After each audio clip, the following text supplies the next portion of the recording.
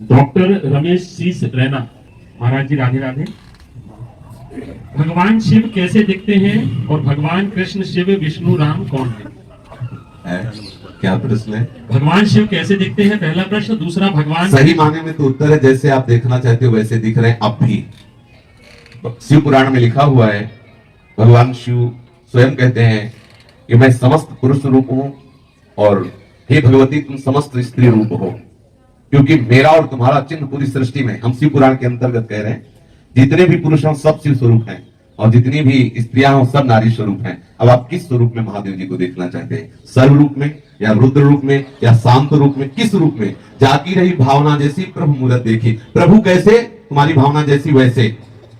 किसी की भावना है कि प्रभु का रूप नहीं तो प्रभु अरूप रूप से अनुभव में आते हैं। किसी की भावना प्रभु राम रूप तो राम रूप में। आज हमारी भावना कामी है तो कामिनी रूप में। जैसी हम भावना करते हैं, मेरे प्रभु के सिवा ना कोई था ना है ना रहेगा, हम जैसी भावना करते हैं वैसा आज है। वास्तविक शिव का स्वरूप देखना है तो खूब शिव शिव शिव शिव रटो और वो कृपा करके अनुभव करा देंगे। वो वाणी का विषय नहीं, जो वास्तविक शिव का चिदानंद स्वरूप है वो अनिर्वचनीय है और वो स्वयं दिखाए तो आप देख सकते हो किसी की सामर्थ्य नहीं। तो ये जाने जे देहु जनाए, और जब जान जाओगे तो तुम में और उनमें अंतर नहीं रह जाएगा। समझ पा रहे? दूसरी बात क्या थी? माइक पहले उनको माइक दीजिए, कुछ बोलना चाहते हैं जी। प्रणाम महाराज जी। मेरा ये प्रश्न था कि जो परमात्मा है क्या वो साकार रूप में है कि निराकार रूप में है? ये क्या है आप इसे बताओगे? साकार है? साकार है ये, इनको हम टच कर सकते हैं सभी, तो हाँ। साकार टेंजिबल है। ये है कौन? मानव। मानव आया कहां से? मानव तो मतलब इतने में समझो, कृति माने रचना। जी जी ये सब रचना है ना, तो कोई रचनाकार है ना, इतना मान गए ना। जी जी। कृति माने रचना, प्रकृति, जितना भी जो कुछ है वो एक रचना है, इसका रचनाकार कोई है। अब इसमें आश्चर्य की बात यह है कि जैसे कुम्हार मिट्टी के पात्रों की रचना करता है तो कुम्हार और होता है, चाक और होती है और मिट्टी का पात्र और होता है, लेकिन इसमें रचनाकार ही रचना बन करके आया हुआ है। वासना वासुदेवस्य वासितम भुवनत्रयम् सर्वभूत निवासोऽस्मि वासुदेव नमोस्तुते। इसीलिए शुद्ध बुद्धि की आवश्यकता है। वो निराकार है, वो साकार है, वो न निराकार है न साकार है, वो सत्य है, वो असत है, वो सत्य असत से परे है। इसीलिए वेद जिसे नेति नेति कहते हैं, महामहिमा में योगी मुनि जिनके लिए तरसते रहते हैं और वो कृपा करके बरसते रहते हैं। हम जैसी भावना करें वैसा ही हमें अनुभव में आएगा। ये यथामाम प्रपद्यन्ते तास्तथे भजाम्य हम, क्योंकि वही सर्व रूप है, उसके सिवा कुछ और है ही नहीं। ये बात समझ में आ रही है आपकी? जी आगे जी। महाराज जी, जैसे हम ध्यान लगाते हैं तो ध्यान लगाने के टाइम में हम क्या ये कल्पना है, जैसे हम कल्पना करते हैं कि हमारे भगवान शिव के हाथ में त्रिशूल है, जटाओं से गंगा बहती है और यहाँ पर चंद्रमा है, तो क्या ये हमारी कल्पना है, किसी व्यक्ति की कल्पना रही होगी कि इस तरीके से भगवान? अब इसमें थोड़ा सुधार कीजिए। लौकिक दृश्य को लाने के लिए कल्पना शब्द का प्रयोग किया जाता है और परमार्थिक के लिए भावना का किया जाता है। भावना पवित्र होती है और कल्पना झूठी होती है। कल्पना में हम एक कल्पना कर रहे हैं, वो है नहीं, और भावना में सत्य है, वो है जो आप चिंतन कर रहे हो, ये है। संसार का जो दृश्य है ये कल्पना कहा जा सकता है, लेकिन प्रभु का जो स्वरूप है वो भावना किया जाता है। आप जैसी भावना करोगे वैसा अनुभव आएगा। ये किसी कवि की कल्पना नहीं कि वो त्रिशूल लिए हैं, उनके माथे पे गंगा है, वो है। आप अनुभव करो तो आपको दिखाई देंगे। और जिन्होंने प्यार किया है उनसे, तो जैसे अम्मा बप्पा प्यार करते हैं ना, अम्मा बप्पा समझते हैं, गांव की भाषा में क्या जाती है, ऐसे प्यार करते हैं भगवान शिव और पार्वती। आज भी वैसे ही प्यार करते हैं। कभी कभी कोई ऐसी बात आई तो दिखाई देता है कि अम्मा बप्पा आ गए और उनका दुलार बरसने लगता है, वो है।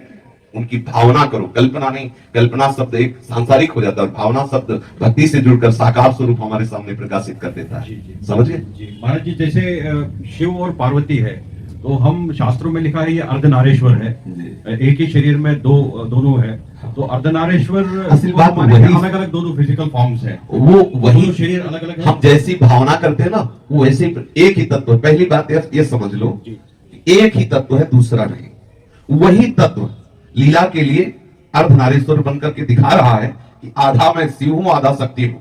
फिर वही अलग अलग होकर दिखा रहा है, देखो ये मेरा पूरा शिव रूप है, ये मेरा पूरा शक्ति रूप है। फिर वही चराचर रूप में होकर दिखा रहा है, ये देखो मेरा वैभव है कि मैं ही चराचर के रूप में व्याप्त हूं। और ये जो बात जान जाता है वो मुक्त हो जाता है, जो नहीं जान पाता वो बंधा रहता है, राग द्वेष और द्वंद्वों में जन्म मरण आदि नाना प्रकार के क्लेशों को भोगता रहता है। समझ पा रहे हैं आप? जी। भगवान कृष्ण शिव विष्णु राम कौन है? एक ही है। नाटक मंच पे नौटंकी के नाटक में एक ही कलाकार पहले राजा बन के आता है, फिर जोकर बन के आता है, वही सेवक बन के आता है, वही नाना प्रकार। गोपाल शास्त्र नाम में भगवान का नाम है जगन नाटक वही भवा।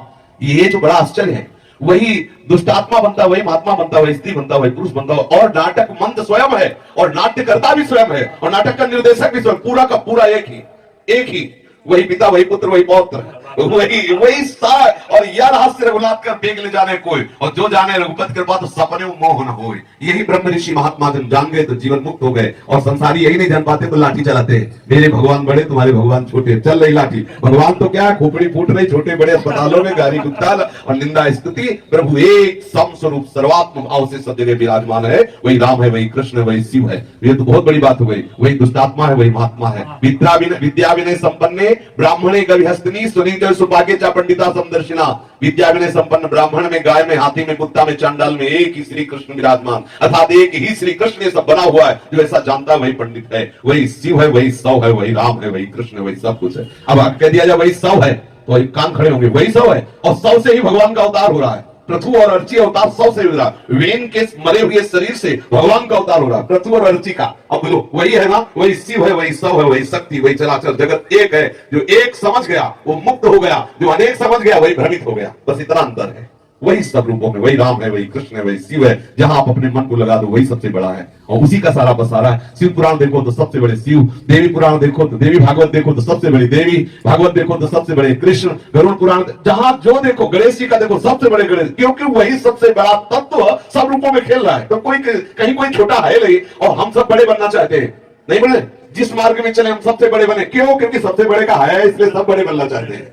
क्योंकि ये लक्षण है, पिता का लक्षण पुत्र में आता है। सबके हृदय में रहता है मैं टॉप पे पहुंचू, क्योंकि टॉप वाले का है, सबसे टॉप जो है उसी का है, इसलिए सबके अंदर ये रहता है। मैं अगर चोर भी बनूं तो टॉप का चोर बनूं, बदमाश बनूं तो टॉप का बनूं, बालाजी बनूं तो टॉप का बनूं, विद्वान बनूं। क्यों? क्योंकि वो टॉप का है, वो सबसे बड़ा जो एक अद्वितीय तत्व है उसी का है, इसलिए उसी की तरफ भाग रहा है। मैं मरूं ना, मैं सदैव सुख में रहूं, क्योंकि अविनाशी का है, सुख सिंधु का है। ये लक्षण प्रतीत होते हैं कि हम सब उसी सच्चिदानंद के स्वरूप है, अपने को भूल गए देह भाव में। आज का सत्संग सुना, प्रारंभ था अभिमान ही जन्मता मरता और नाना प्रकार के चाह भय आदि प्रकट करने वाला है। यदि देहाभिमान गलित हो जाए तो अभी हम जीवन मुक्त हैं, अभी हम परमानंद में।